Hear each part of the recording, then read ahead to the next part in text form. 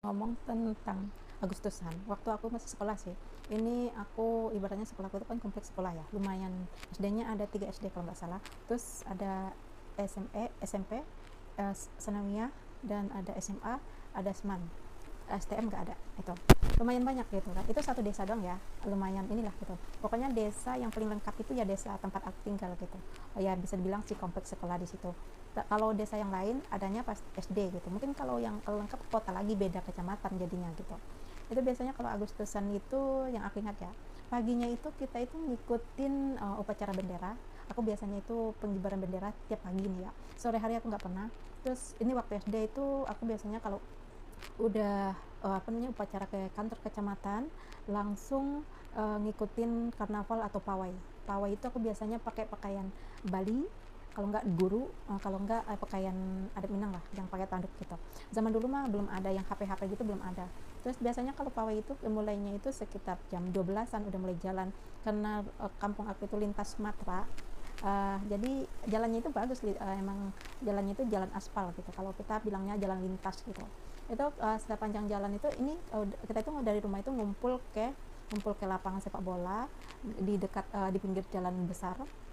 Terus di situ tuh ya grup-grup gitu, SD ini sama SD ini gitu. Jadi SD lumayan banyak itu SD. Pokoknya yang ikut karnaval itu ya banyak kan SD gitu. Mereka ibaratnya pakai pakaian adat itu lumayan excited atau happy lah gitu, termasuk aku gitu kan. Dimana kalau setiap pakai pakaian adat gitu tuh kita itu didampingin juga nih sama si teman cowok gitu, ya ada pendampingnya gitu, sepasang-sepasang jadinya gitu. Kalau SMP aku nggak ikut pawai. Kalau SMP itu ya cuma upacara doang, yang aku lagi-lagi aku nggak pernah ikutin upacara penurunan bendera, aku nggak pernah. Aku biasanya pengibaran bendera itu biasalah. Kalau SMA enggak. Paling kalau ini kalau kayak lomba-lomba gitu biasanya itu esok harinya, enggak langsung hari 17-an, enggak.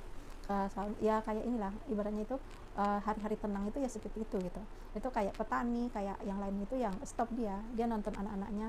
Kalau karnaval itu yang lucunya itu ya waktu zaman aku kan itu ada 27 provinsi. Nah disitulah pakaian adatnya yang dipakai gitu. Aku termasuk orang yang agak gampang mendapatkan kostum. Dulu aku jadi guru itu aku nggak tahu kostum siapa gitu, aku nggak nyewa gitu, nggak. Terus cocok sama aku, pas sama aku gitu.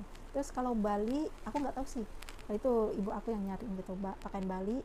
Terus buah-buahnya itu ya pokoknya nggak tahu, waktu itu aku nggak tahu deh gimana ibu aku nyiapin gitu. Uh, tapi kebanyakan itu nggak ngeluarin duit sih kalau ikut-ikut pawai gitu. Itu ikut pawai ya SD aja gitu.